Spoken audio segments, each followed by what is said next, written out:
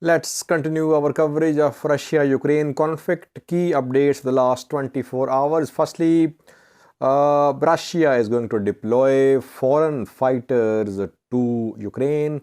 It has now been officially confirmed. Ukraine is going to be a battlefield of foreign fighters. We know that on the Ukrainian side as well, an international battalion of fighters is in the making. Now Russia is also deploying foreign fighters. Secondly, what happened to that long Russian military convoy which was on its way towards the Kiev, Ukrainian capital? Where has it reached? And what is the situation around Kiev? Is Kiev about to fall? Are Ukrainians in solid control of Kiev?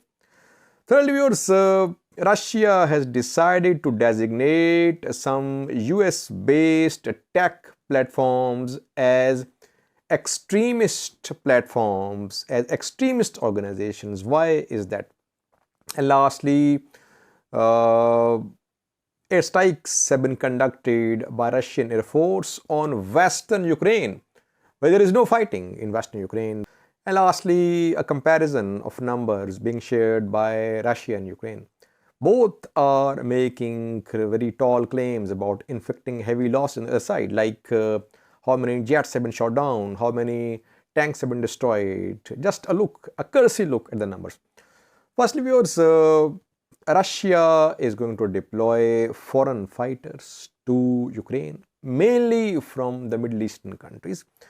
Dmitry Peskov, spokesperson of Russian government, today confirmed that Putin, president of Russia, had approved a plan to deploy fighters from the Middle East, especially Syrian fighters, to Ukraine. We know that Russia is militarily involved in Syria. Russia rescued Bashar al-Assad's government in Syria in 2015. Russia militarily intervened there, and Bashar al-Assad was about to lose control when Russians intervened. There were so many players in Syria. There was ISIS, Americans, separatist groups, then Kurds, Turkey as well, involvement of Middle Eastern countries, Saudi Arabia, UAE. Russians went there and Russians saved the government of Bashar al-Assad, the Syrian president. So now we could see foreign fighters from Syria arrive in Ukraine to support Russian forces.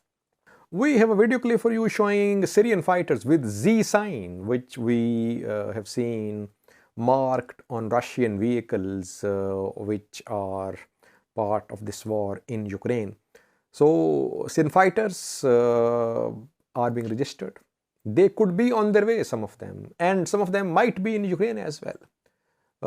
It's not that they'll arrive in Ukraine in coming months or weeks. Some of them could be in Ukraine as the plan has been approved by Russian president.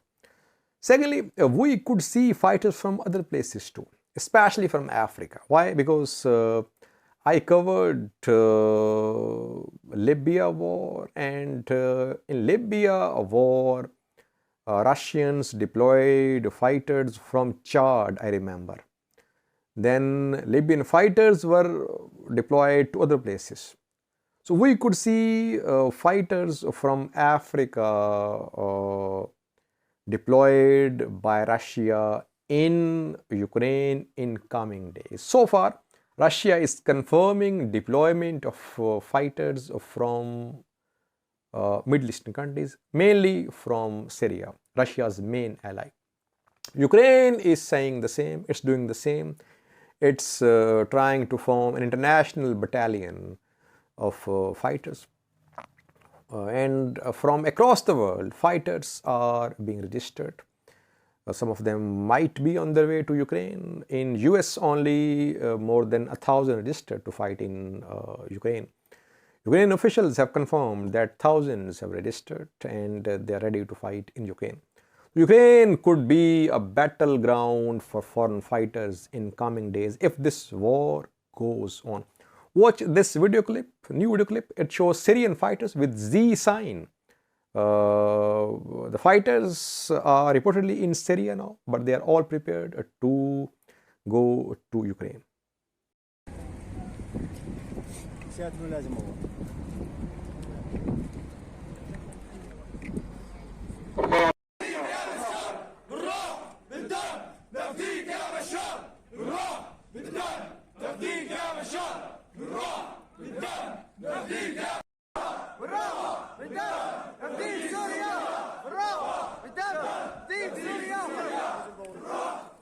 Secondly, viewers, what happened to the 60-kilometer long Russian military convoy that was on its way towards Ukrainian capital, Kiev? The convoy got close to Kiev, just around 20 kilometers away from Kiev. Then it was redeployed. Now, new satellite images show that this huge military convoy, it has dispersed in different directions. It seems the new convoy, this new deployment is being made to encircle Kyiv. Kyiv is being encircled. Russians have been trying for the past few days to lay complete siege to Kyiv. Now, this huge military convoy, around 60 kilometers long, it has been redeployed in different directions to lay complete siege to Kyiv. Kyiv is under pressure. Evacuation of civilians is continuing, and Russian forces are around 9 miles away from Kyiv city center. They are just on the edge of the city, but they want to lay complete siege to Kyiv. They don't want to storm the city without laying siege to it. Thirdly, viewers, Russia has decided to designate US-based tech platforms as extremist organizations. The tech platform is Meta, Facebook, its old name.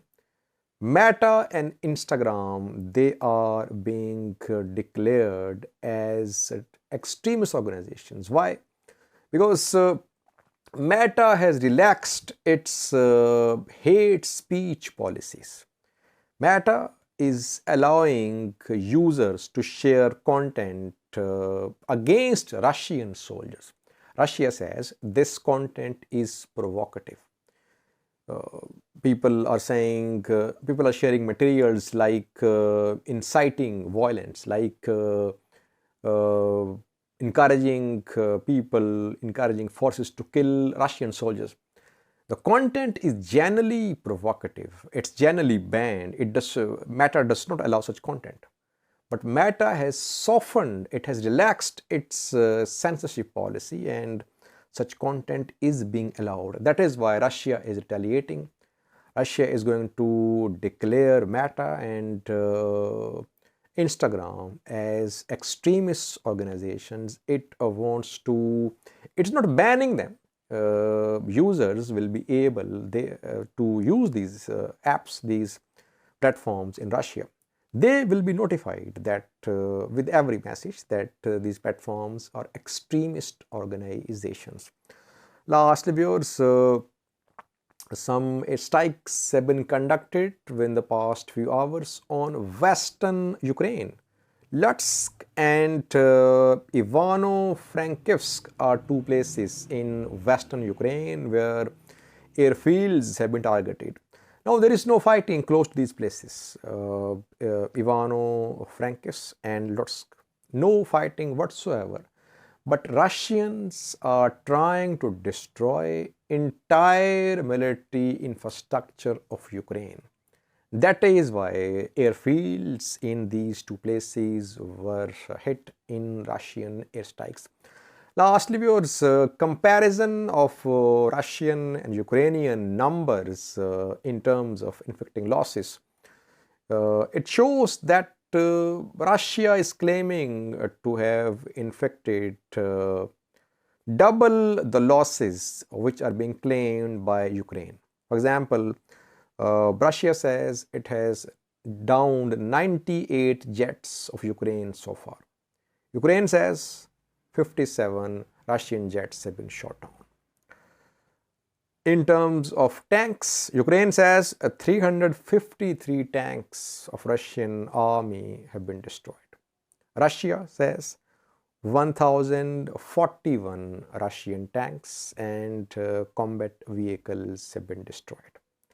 MLRS, Ukraine says 58 Russian MLRS destroyed. Russia says 113 Ukrainian MLRS. So overall, Russian claims are double the number of claims made by Ukrainian forces. But in terms of visual confirmation, we don't have visual confirmation of Russian claims. Ukrainian claims are being visually confirmed because Ukrainian soldiers have smartphones. Ukrainian citizens are recording videos, pictures they're sharing about Russian losses. That is why Russian losses are being visually confirmed. But Ukrainian losses have not been visually confirmed as much as is being claimed by Russia. But having said that, it does not mean that Ukraine is not suffering any losses. No, Ukraine is suffering much more military loss. Its entire infrastructure is being destroyed. Its airfields, its fighter jets, its air defense systems, its equipment, all the places, its military headquarters, entire infrastructure of Ukrainian army is being destroyed gradually. So if this war goes on, of course Russians will suffer too, but Ukraine will suffer more because not only civilian but also military infrastructure will be completely destroyed in coming days if the war goes on. Thanks for watching.